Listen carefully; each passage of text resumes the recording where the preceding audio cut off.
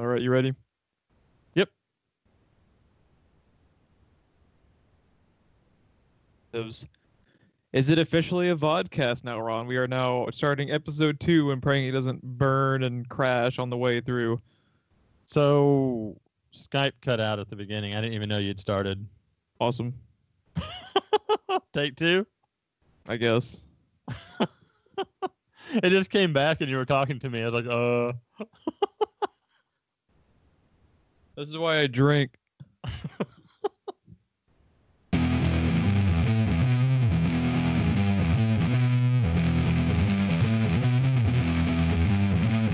Hey guys, welcome back to another episode of There Will Be Expletives. The vodcast, question mark? Is that what we're going with? pretty much. Yeah. Well, this is actually take 2. Skype just boned us on the previous recording. I think Skype's trying to help us, honestly. It says, like, for the love of God, don't put your ugly mugs on the internet. Right. Although people did check out the first one out of curiosity. It was ironic views. I'm surprised the average view duration wasn't like a solid 6 seconds. Just like, click. My eyes can't take anymore. But yeah. We're hoping to do this for our recordings. We think it makes it a little bit easier. Okay, originally, the reason we were audio only on YouTube for so long is because originally we were actually on places you would typically find podcasts like iTunes and stuff like that, but we've figured out videos, so this is what we're rolling with now for better. Just kidding, it's for worse. I was going to say. So we're going to start up today, though. This is the last pod probably of 2016. And it's just a meme, and at this rate, there's nothing we can say. Everyone knows it blew ass, so I'm not gonna, talk your ear off about that. But we did want to take a moment to kind of say farewell to just like the metric fuck ton of people we lost this year. Like, dear God, the last couple of months was, like a year's worth in most years. It seemed like, at least to me. But the most prescient one right now is Carrie Fisher, which was. Because, like, the thing she is almost made it.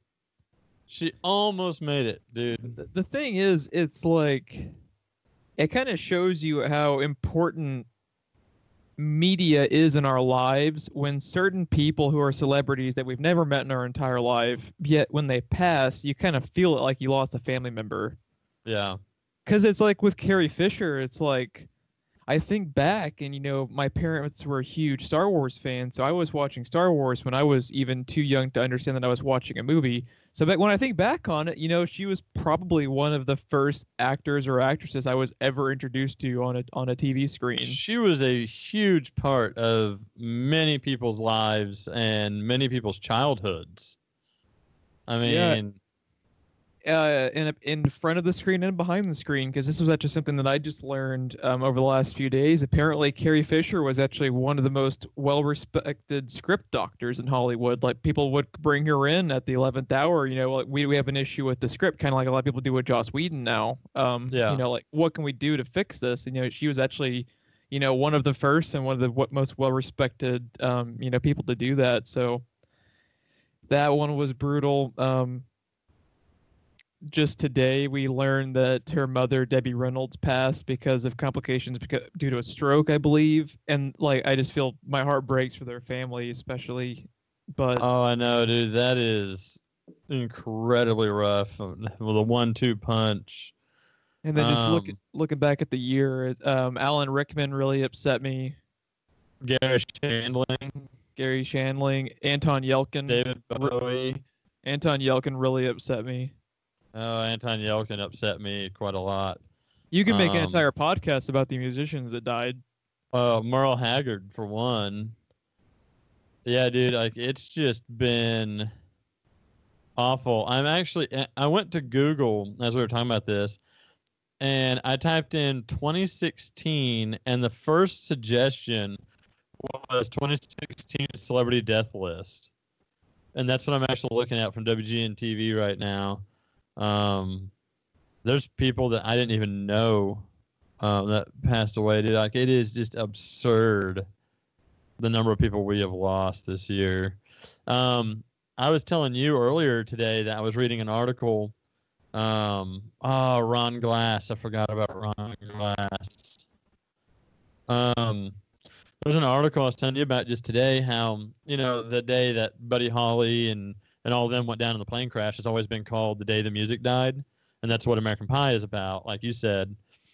I was reading an article that was talking about how 2016 is being referred to as the year the music died, because it has been one of the absolute worst years for especially musician deaths.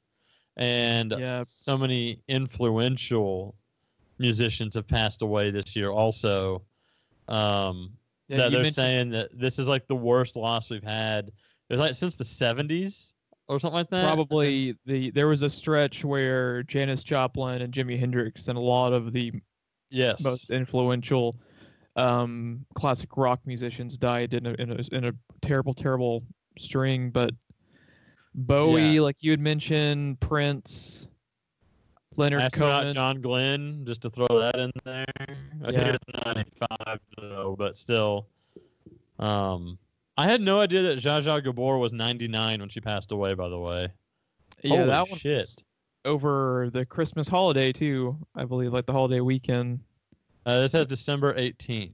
I don't know how accurate this list is. I just kind of found it. Yeah, sometimes these celebrities will die, but it just doesn't leak out for a few days. The news. But can we just both salute 2016 in the only way possible? Go fuck yourself, 2016. Yeah, I cannot be more excited for 2017. Did you ever hear about Janet Reno passing away? Apparently that happened in November. There's I never heard about that. There's been so many that a lot of the deaths that have happened have actually been overshadowed by just someone else happened to have passed at the same time. It's just been crazy. But I think the one that got me the worst, Alan Rickman was too young, but Anton Yelkin was pretty devastating. That's just an awful way to go, man. Yeah, not only just how young he was, but the fashion in which it happened was just like the ultimate fluke of all flukes, and your heart just breaks for. And he was right in between the two of us on age-wise, right? He was like 27. Yeah, he was. I believe he was part of the 27 club. Yeah. Yeah, so that was devastating in itself. Just like, dude, I could be dead right now if I was him.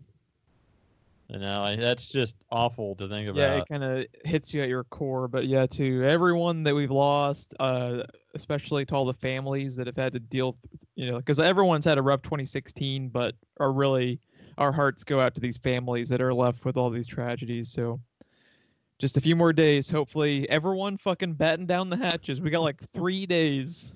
Right? For the love of God, let's try no to one get there. go outside. But yeah, they will all be missed. But yeah, let's transition over to the news now. And we had a couple of pretty sick-ass trailers to get through to brighten up the mood. The first one, by the way, it's a real good week if you're a fan of classic Ridley Scott sci-fi, because our first one we're going to talk about is Blade Runner 2049. We've talked about this a few times in the pod, but this is the first time we've seen the trailer for it. And holy fuck, did their cinematographer get the look down? Like, no Jesus kidding, man. Christ. That trailer was gorgeous, and just the way everything was filmed was odd. It was very reminiscent of the original Blade Runner, but it was its own style at the same time. It was crazy. It looked to me like they never took down the set, and they just brought HD cameras onto the set. More or less. Like, it was sick, just how good it was. Not a lot happens in the trailer, but that, I don't believe, was the goal. I think the goal was to remind you of the original Blade Runner, because that's what it did for me a lot. It's also a good thing it has going for it, too, as I don't think it'll end up being spoiled that bad, because the director is Denis Villeneuve, who did Sicario and Arrival. And both of those movies, when you go back and look at it, I know you haven't seen Arrival yet, but you kind of get what I'm saying. None of the trailers in Arrival really sold you anything plot-wise. It was just the mood of the film, which is what this is doing. Yes. Which I love, because it means he's one of the few directors in Hollywood going right now who does that and doesn't just, third act twist, Terminator Genesis at him, Oh, my God. That pisses me off just thinking about it. Yeah, him and J.J. Abrams, I think, are about the only ones out there these days. Yeah. But yeah, that was an amazing trailer. Like I said, not a lot happens, but if that's what you were looking for out of this trailer, you're looking at the wrong thing in it, I think. Yeah, obviously Harrison Ford being back is awesome, but they've got our boy now after Nice Guys. They've got Gosling. I'm on board the Gosling train. Yeah, we were 110% on board the Gosling train after. I just want to watch the Nice Guys every time I think of Ryan Gosling. Like, what a God, I know. But I had a couple of notes. Stall. Right. I had a couple of notes about it I wanted to put down, though. These are odds and ends that mostly Villeneuve has talked about over the last few weeks. The first thing I put down, he's aiming for an R rating. Fuck awesome. Yes. Thank you, Denis Villeneuve. And the other thing was he said you can count on one hand how many times they have put actors in front of green screens, which is the exact polar opposite approach of the Star Wars prequels when you think about it, because George Lucas was just like, I don't think we have enough green screens. I want green screen, stereoscopic vision, just a circle around the actors at all times, to the point where it looks like they're in a fucking video game, because that's what it felt like to me. Yeah. And I appreciate doing the opposite approach, where you get that look of it looking like a movie that was filmed in 1980 when you do that shit. Like, that makes it look gritty, and it looks fucking badass, so... Super excited for it. And we did our top 5 movie lists, and Arrival didn't make my top 5, but it was an honorable mention. That director is fucking fantastic. I really need to go back now and watch. Do you remember the movie Prisoners with Hugh Jackman and Gyllenhaal? That was his first big movie that I never got around to seeing, but I really want to go back and watch now. I had no idea that was him.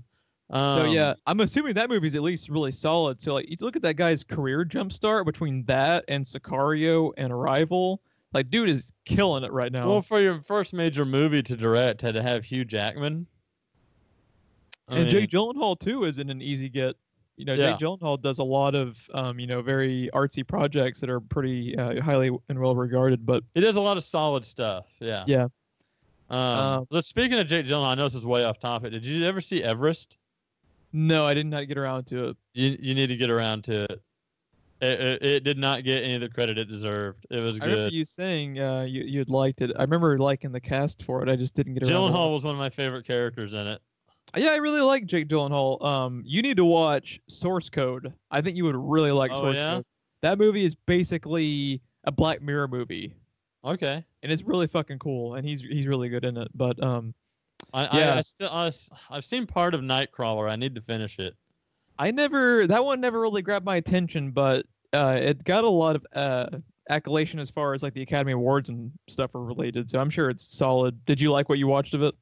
I like what I've seen of it, yeah. But I was over at my parents' house and I had to take off, so I just never picked it back up. Yeah, there's a few I need to go back and catch up on. The other Ridley Scott related project I was going to bring up this week. Speaking of Jake Gyllenhaal, Alien Covenant.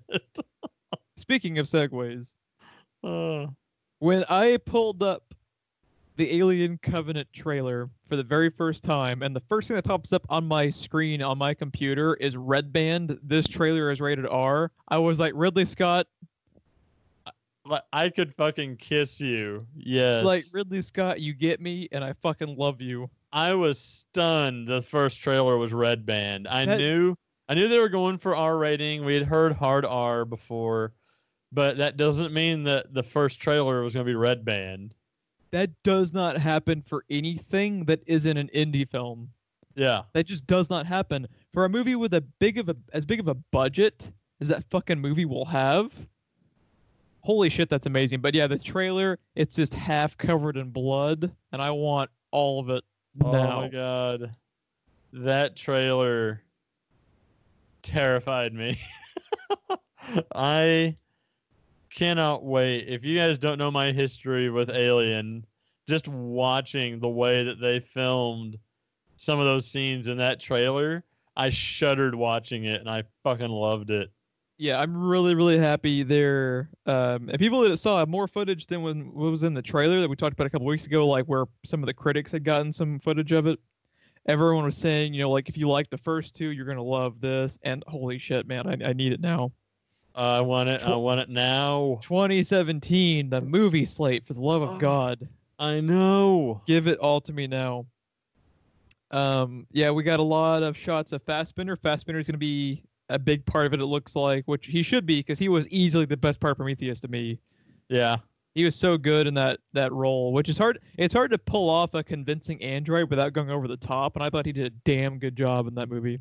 Yeah, he did a very good job, and he did it without mimicking Ian Holm too much. Yeah. So I believe, yeah, it was Ian Holm. Yeah. Or the guy who was Bishop. Yeah. Yeah. Yeah.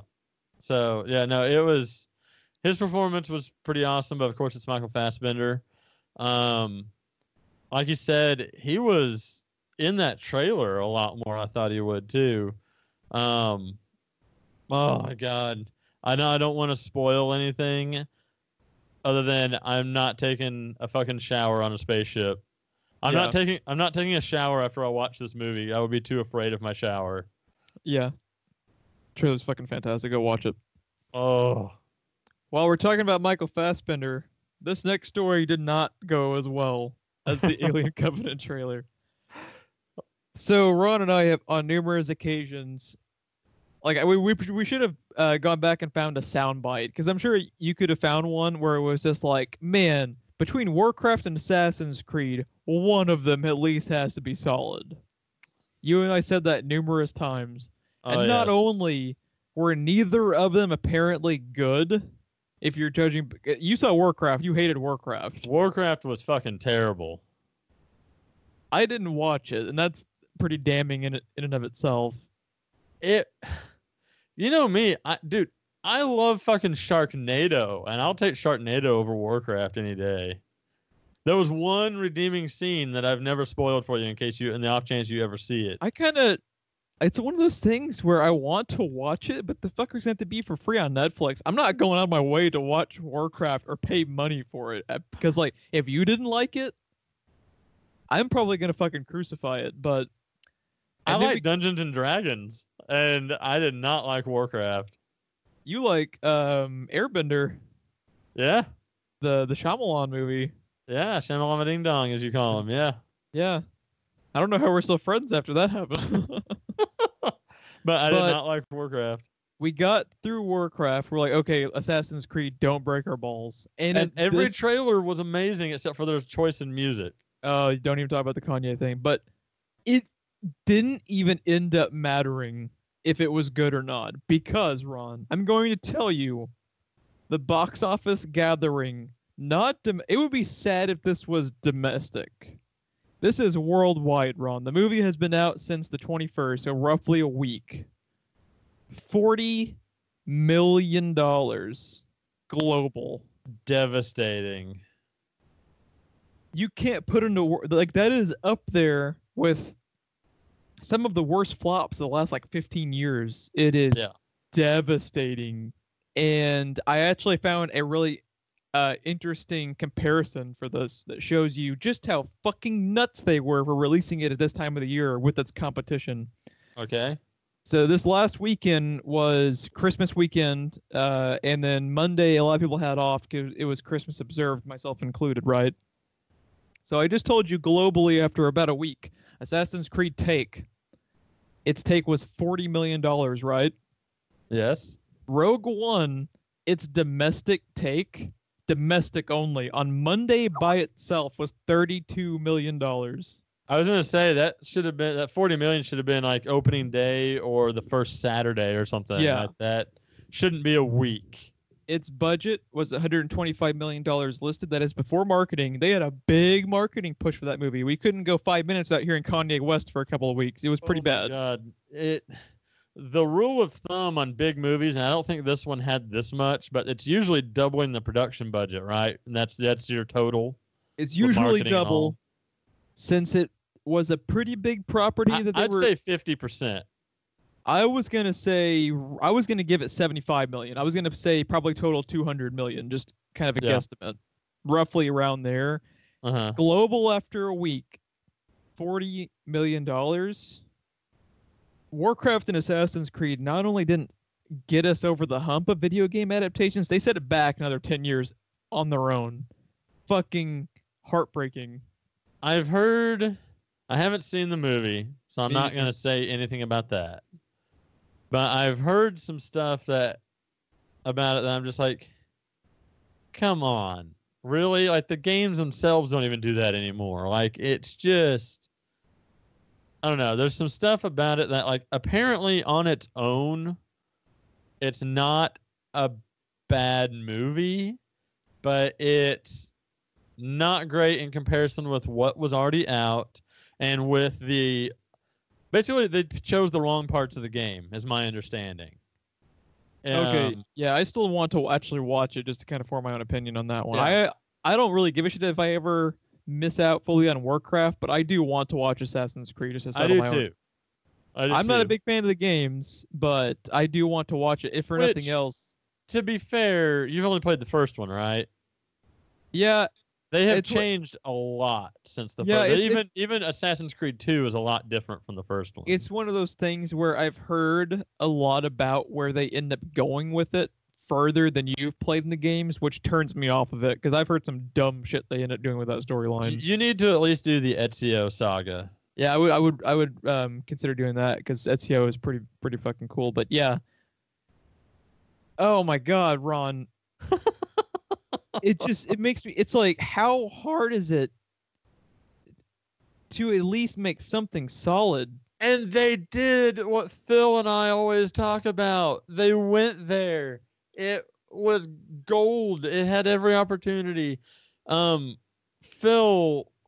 a voice that will probably never be heard on this podcast as much as we want to. Me and him have always talked about how back then when we started having these discussions, it was Zelda. But it's like, if you make a game or a movie off of a game that large and that in depth, then you can't base it on any one game. You have to write a movie and then let the game developers make the game that follows it. Okay? Assassin's Creed went to the Spanish Inquisition, a time period that the games have never been yet, that no one in a location that they've never been yet, with an assassin that was never before seen.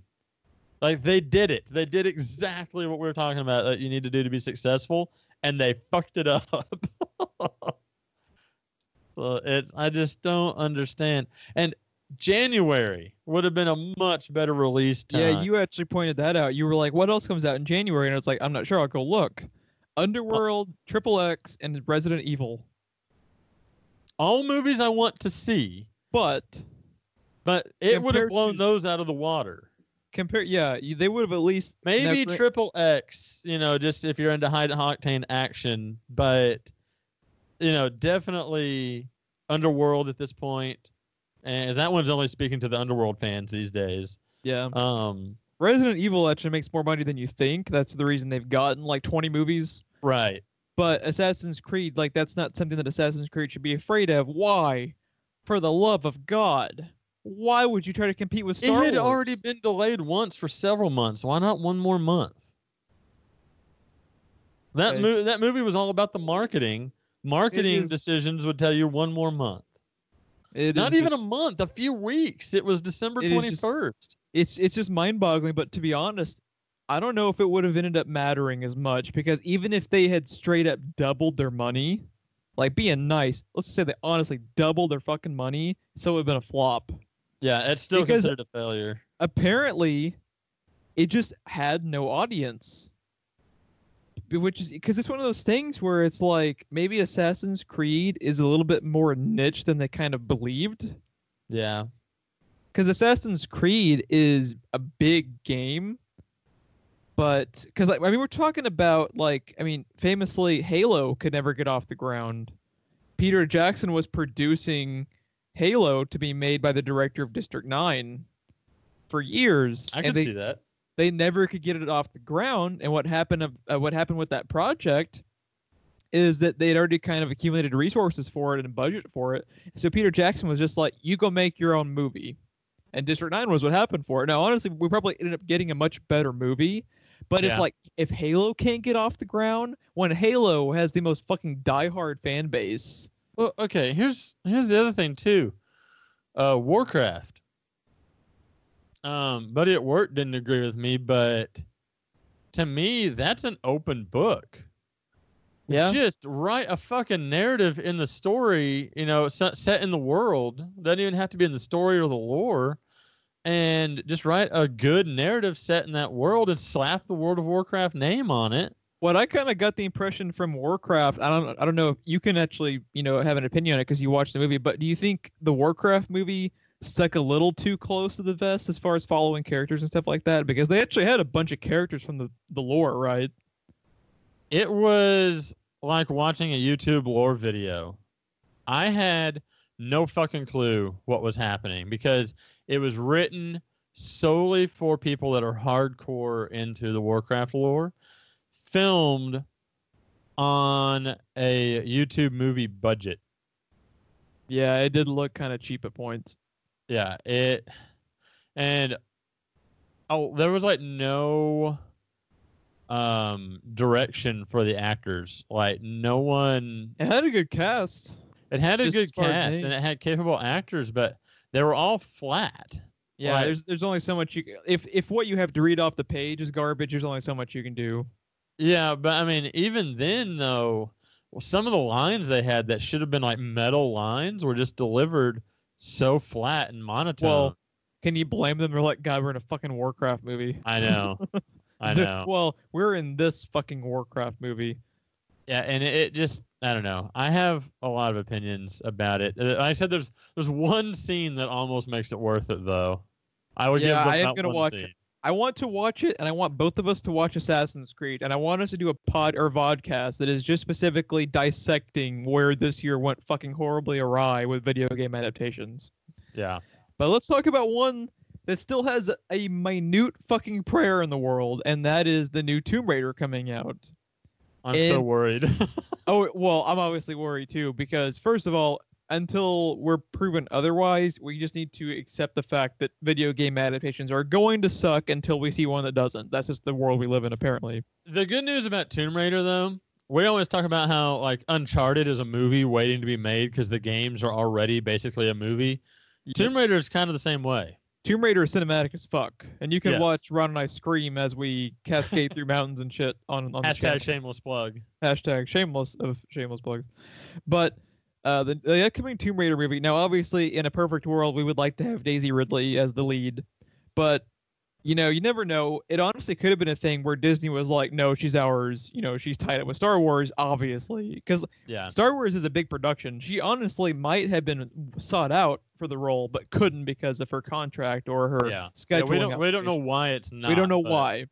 But Alicia Vikander, basically what I'm saying, if Alicia Vikander is your fucking second option, and you got her after her. I don't know if you're aware of this. Alicia Vikander last year, I believe it was 2015, had 2 of the 5 or 6 Best Actress nominations at the Oscars. Really? And I believe she won for one of them. But you're talking about you got her right now.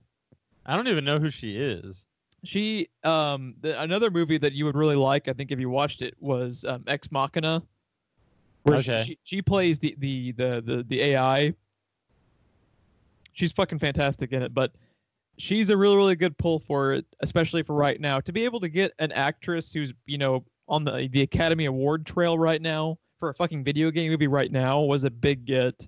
And my favorite casting was actually Walton Goggins as the villain, because Walton Goggins is just fucking incredible in everything.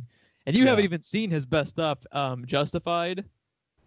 I need to get on that one. Justified is I'm just not that too big into Westerns. So Justified is 6 seasons of Timothy Oliphant versus Walton Goggins, and it's all fucking masterful. He's the villain the entire time? He's the villain, and he's the main bad guy. And he is fucking incredible. He's also awesome in Hateful Eight, which you need to watch. I've always wanted to see Hateful Eight. Walton Goggins with Tarantino dialogue. Oh my god, he nailed his character, dude. He's fucking amazing in it. But I included this in the news. He was actually already announced for this role a couple of weeks ago. But he just recently, the last few days, actually went on record and talked about it.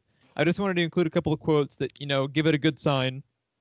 Because he's not an easy get right out either. He's rising the ranks. Now I'm going to paraphrase part of his quotes.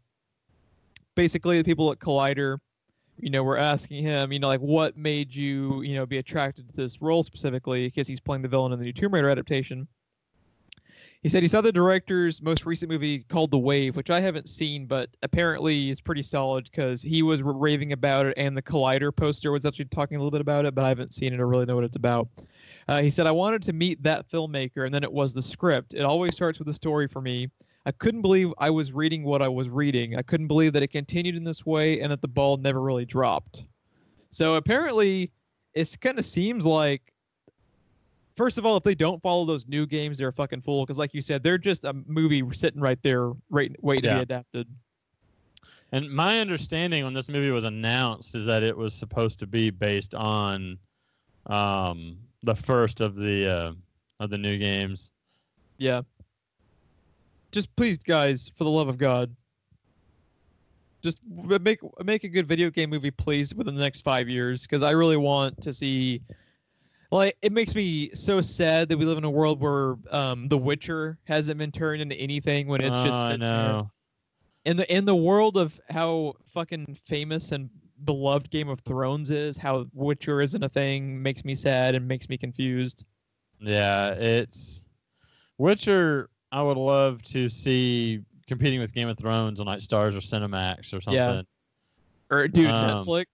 Dude, fuck the Marco Netflix. Polo budget. Let's send the Marco Polo budget over to Witcher, dude. That would be fucking amazing. No kidding.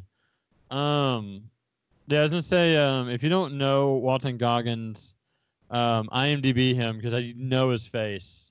He's one of those actors that you see in almost everything, it feels like, but you never know his name. He was also really damn good in I doubt you saw it. Did you ever watch American Ultra? No, but I know about it. He was awesome in that too, in a bit role. But underrated movie, actually. I think you might actually like that too. Yeah, Tomb Raider, Hateful Eight, Justified, as you said, Sons of Anarchy. Yeah, he's great in Sons of Anarchy too. He's one of the best characters.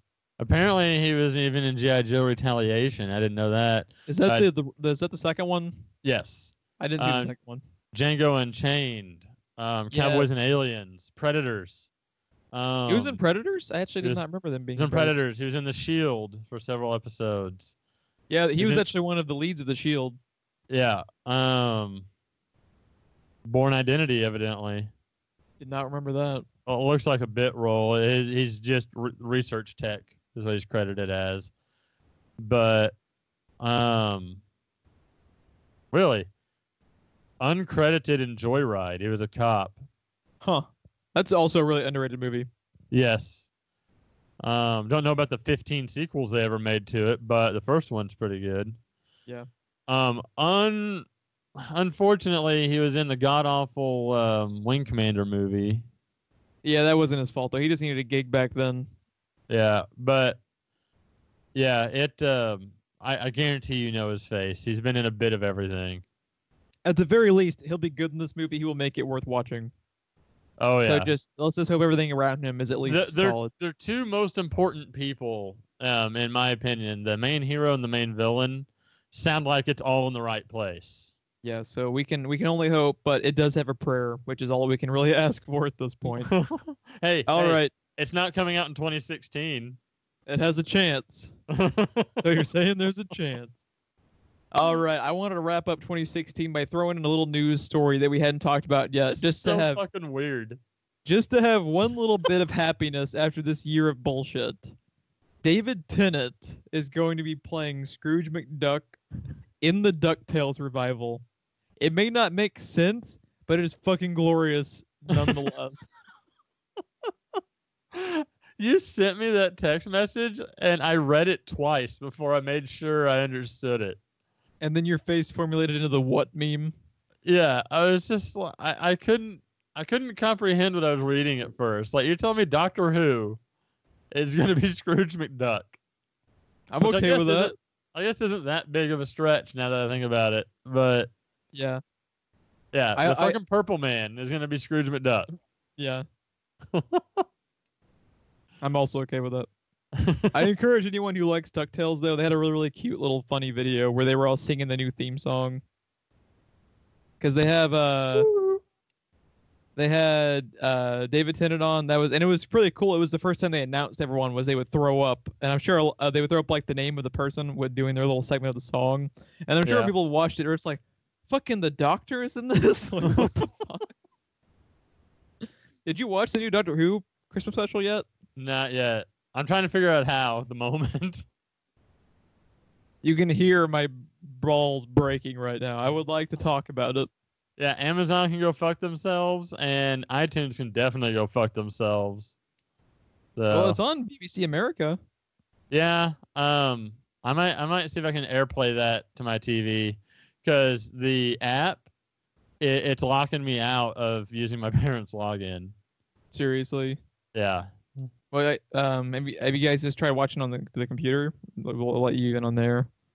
That's probably a little bit more difficult while taking care of the screaming babies and stuff also. True. So True. I have an Apple TV. I'll try to AirPlay. I'll try to stream it. Apparently some of the apps can lock you out based on your internet connection. So. Because assholes. Right. So I'm going to try to do it off of Wi-Fi on my data plan and then AirPlay it. That's about as many hoops as we have to jump through just to get side by side video on fucking Skype. Skype. Give us side-by-side video. What the actual fuck? What the actual fuck? Yeah. So, what's the time at right now, Ron? That's an excellent question. My timer ran out, so we're at least past 35 minutes. Okay, we're gonna take a few minutes to actually introduce our new weekly segment. So this is a new thing we're gonna be doing every week. Ron and I are going to be picking out a topic at random. Might even not be, geek-related stuff. It could be general news-related, just a topic of the week where we want to take a little bit more time to delve in and, give out some expletives if the cause is warranted, which it probably will be more often than not. But today's topic is good in all of the best ways. There will be no expletives other than how fucking awesome it is, and that is Die Hard. Yes. So we picked Die Hard, obviously, because it is the best Christmas movie ever made. And if you disagree, you're fucking wrong. Just throw that out there.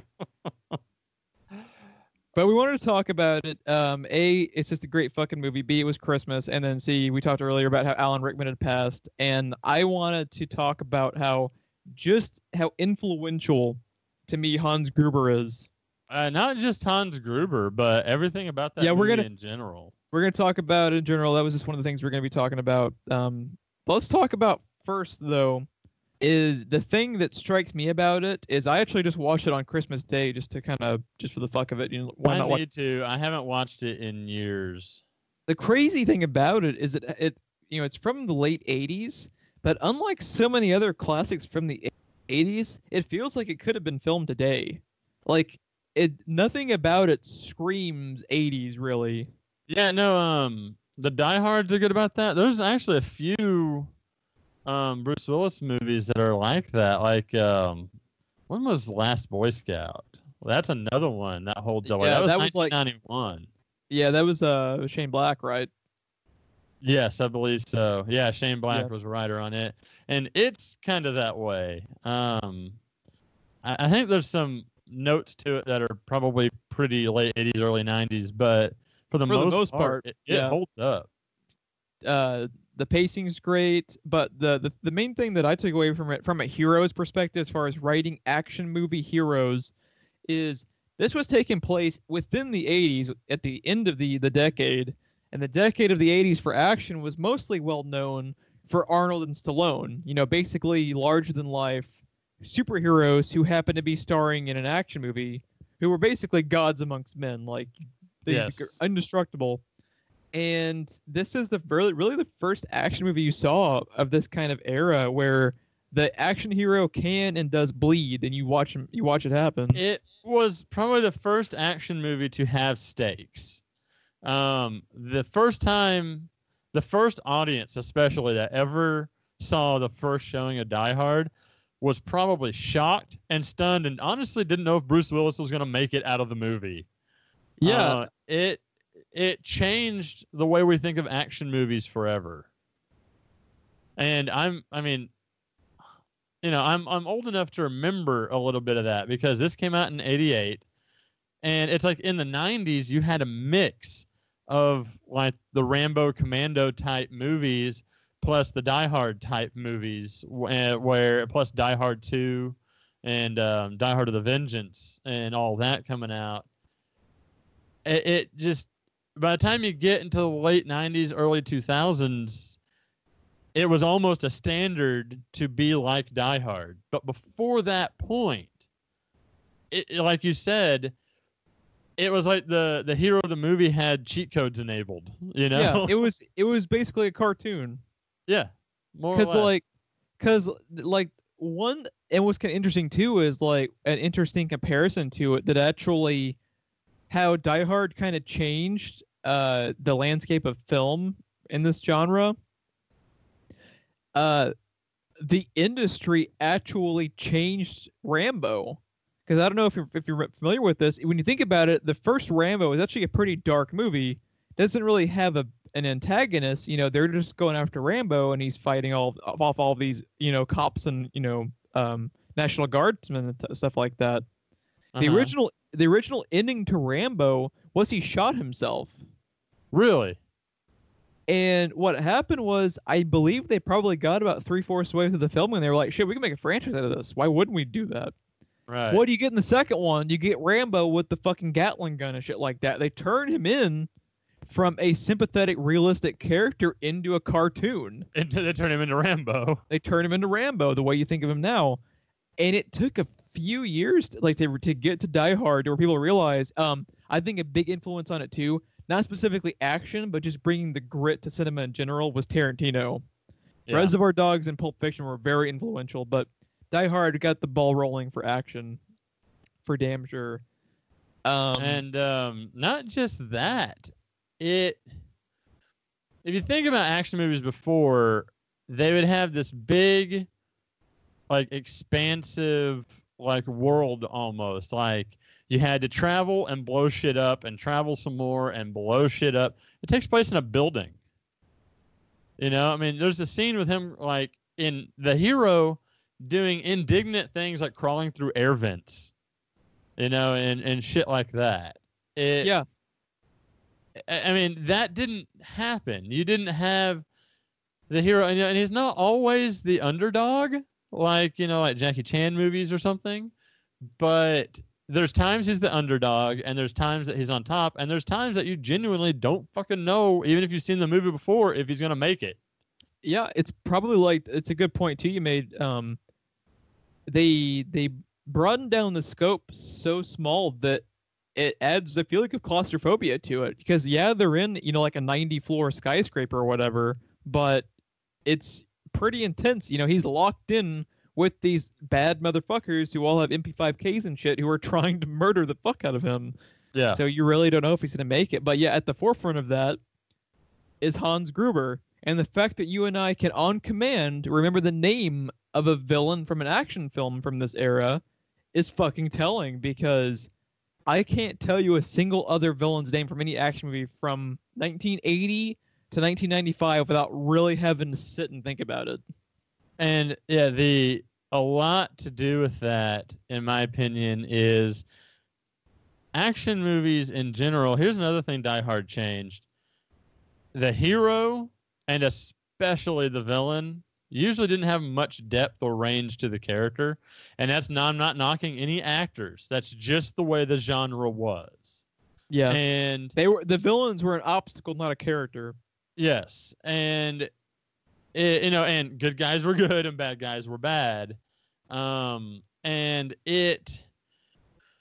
Die Hard changed that landscape also, because, you know, John McClane, he's your hero doing some very questionable shit also. That's not exactly honorable. And it kind of hitting below the belt a lot of the time. You know, whatever to win, whatever to survive kind of thing. Yeah. He's got character and depth to him, which some would argue Bruce Willis never does. I think that's a recent development, honestly. I think older Bruce Willis stuff, he's a lot less Bruce Willis-y in older Bruce Willis stuff. But Alan Rickman, I don't know if how much of it was Alan Rickman, how much of it was writing, how much of it was directing. Yeah, but Hans Gruber has a lot of depth and character to him. Do you want to know what I think the very first? Because first of all, the casting of Alan Rickman was brilliant in its own right. Yes. But to get him onto the project probably was just the foundation of the script. Like we were talking about, like the villain was always an obstacle. The villain popped in with the sole purpose of getting the fuck blown out of him, and usually in a gigantic explosion. Yeah. And with this one, when you go back and watch the movie, and I was talking about this on Facebook when I was talking about it, the movie, it follows Hans Gruber almost as much as it does John McClane, which is crazy for back then because that just did not happen. And whether you agree with his motivations, whether you like what he's doing, he has motivations. Yeah. You know what I'm saying? Yeah. Like I said before, good guys were good and bad guys were bad. And what I meant by that was bad guys did bad shit, and you didn't always know why. You just knew they were the bad guy. Yeah. So,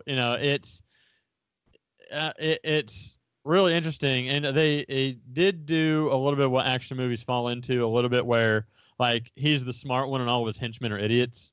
He has one, I think, in particular, if I recall correctly. But Hans Gruber himself and Alan Rickman forever changed movie villains. You want to know one of my favorite scenes is from it too? Is there's a scene where John McClane is up on the roof or one of the higher floors, and he's just going around by himself, and he stumbles into Hans Gruber. And what his first reaction, Alan Rickman's is, and what the character's is, he pretends to be one of the hostages. And then he puts on an American accent and plays along with them. And they have this whole scene taking place where Alan Rickman is trying to go after his pistol.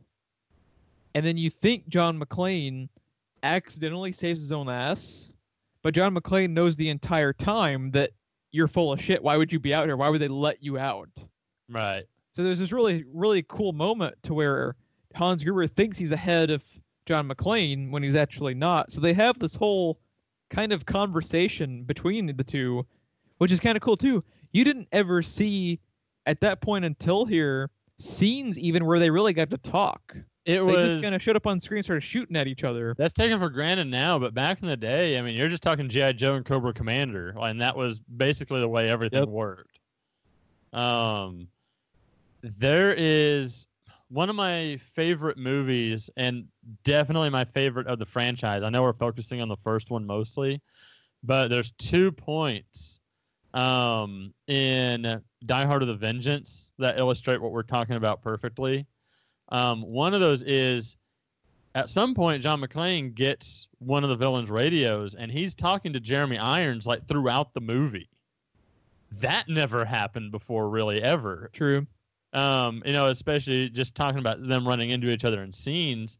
Live Free or Die Hard did that same thing too. But the first movie especially was just kind of mind-blowing for audiences on all fronts. Yeah. And to have, I mean, I'm assuming we're okay with spoiling the movie from 1988. You shut your goddamn mouth. I haven't seen it, goddamn it. To be killed by a wristwatch. I mean, come on. Now I just want to watch Die Hard. I know, I do too.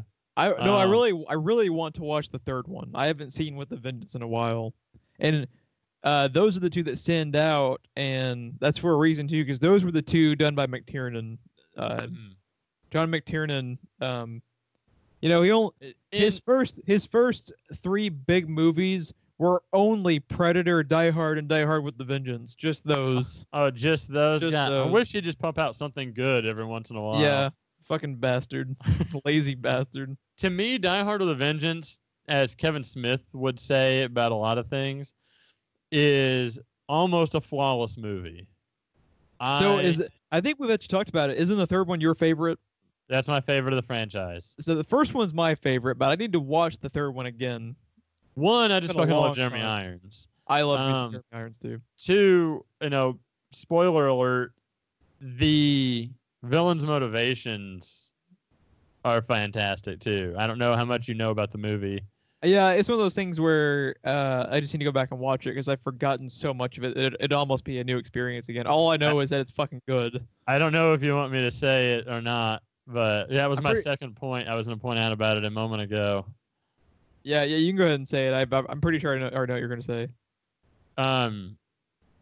So, with a vengeance is an expression that is used a lot for something that's like dramatic or something that is over the top, or I'm trying to figure out a good way to say it, but 2016 sucked with a vengeance, right? It gets used like that a lot. Yeah. But it's a double play because Jeremy Irons is a mercenary doing all these terrorist things, and he's doing all these things all around the city, and it's with a fucking vengeance. Like John McClane and everyone trying to stop him doesn't even know where to begin. But for some reason, he's also singling out John McClane, and you don't know why through the whole movie until in the third act, Jeremy Irons reveals he's Hans Gruber's brother. Yeah, I remembered that part. And one of my favorite lines, which I don't know if it's the first time it's ever used or not, but it's almost cliche now, was when he says, "You killed my brother." And Bruce Willis is like, "Well, your brother was an asshole." And he's like, "Yeah, but he was my brother." That's a good quote. And that's what he's doing. Dude, one of my all-time favorite movie villains ever is Jeremy Irons. That's one of the reasons why I love that movie so much. But Samuel L. Jackson, Bruce Willis, and Jeremy Irons in the same movie. The casting between the first movie and the third movie is just like phenomenal. Yeah. And dude, it had like the plot structure in the third one was insane as well, because there's even like underground, like not used tunnels anymore that they're packing things full of dump trucks in, and so that he discovers. Like it's crazy how believable yet just out there the villain's plan is. It's kind of cool too, is because they did the opposite of the claustrophobic approach that it was used in one, but it still feels like a Die Hard movie. Yes, it's very much a Die Hard movie. I don't know, dude. To me, it's a nearly flawless movie. It's got like 3 or 4 twists and turns. Just when you think you've got everything figured out, you find out Jeremy Irons duped you again. Yeah. So, I'll probably end up watching that this weekend because I need to get. Did you ever actually see the 5th one? I never saw the 5th one. No, I did not. The From Russia with Love one. No. Yeah. It was John McClane and Captain Boomerang. I don't know if you knew, but Jai Courtney is playing his kid. His son, which is funny, he mentions his daughter in every movie, and we finally saw her in Live Free or Die Hard. Yeah, it's our girl. It's our girl. I was gonna say, yeah. And she was fucking awesome in that movie also. Fucking slapping the villains around and stuff. Which I almost believe she could do in real life, to be honest.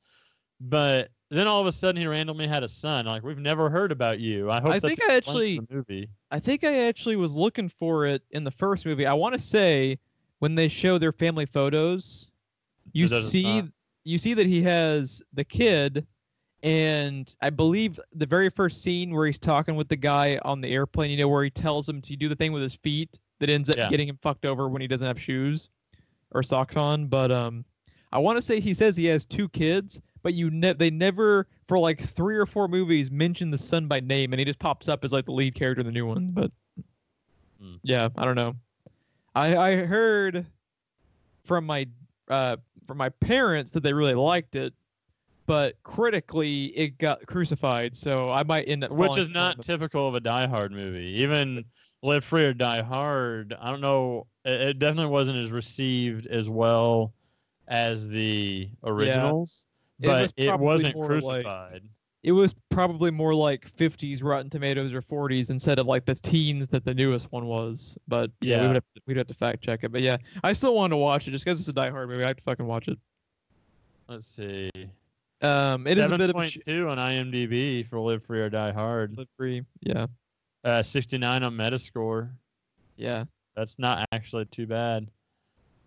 So A Good Day to Die Hard. That was the name of the newest one. I always forget his fucking name. I get their fucking names mixed up.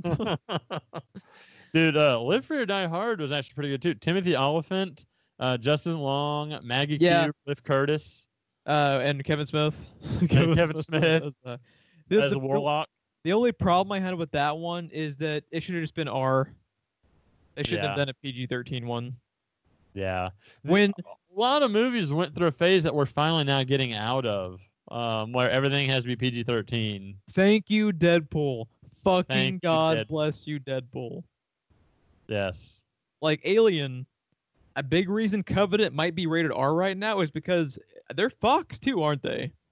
I believe so. I bet a good reason behind that, getting the R rating back again, because Prometheus was PG-13, and that was something that people complained about too with it. It was kind of toned down for Alien. Yeah, I was going to say, how do you have an Alien movie that is PG-13? Yeah, which is similar in Die Hard. The thing's blood is acid and melts people's faces. And in Die Hard, when your character's catchphrase includes the words motherfucker, you might want to have it be rated R. Just throwing that out there. Yeah. But yeah, obviously, one of my absolute favorite action movies is Die Hard. Was there anything else you want to talk about before we moved on? No, not really. It's just I don't think people today really understand that movie. Like, it holds up well today, and it holds up as a good movie, and it stands amongst, the current movie standards.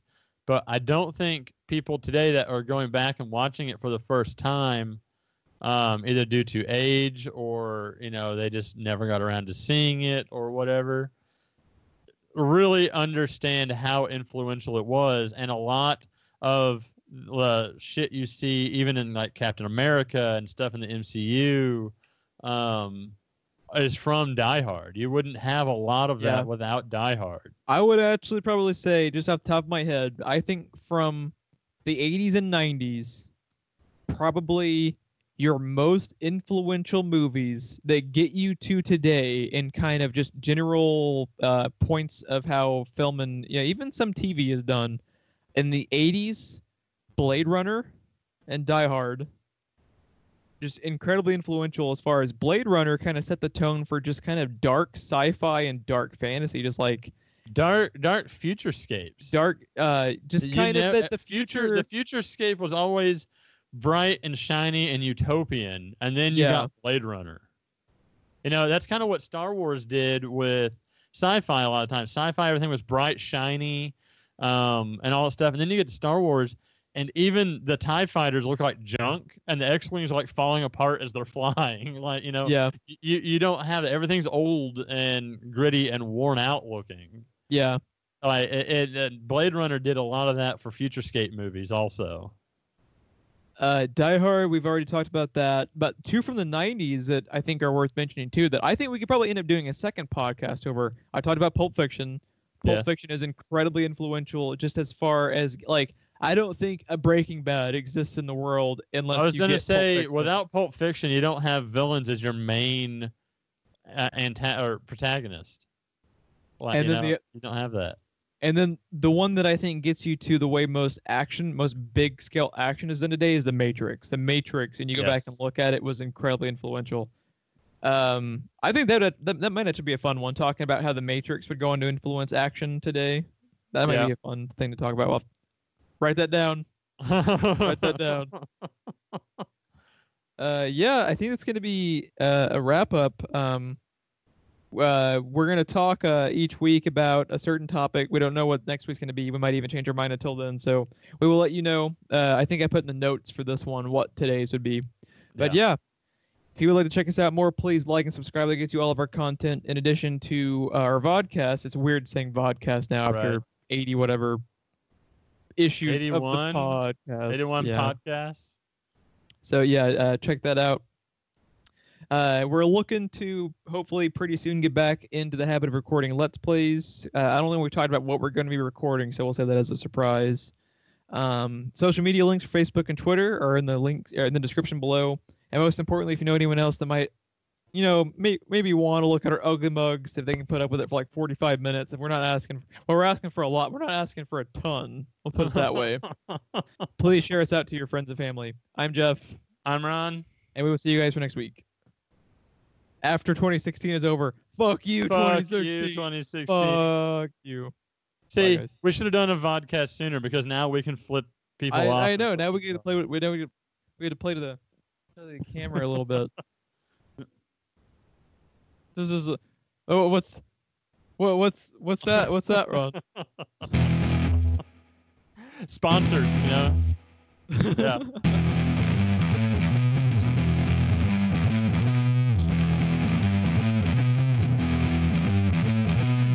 Okay.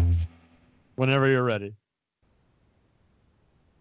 Well, it doesn't matter when I'm ready. Apparently, it matters when Skype's ready.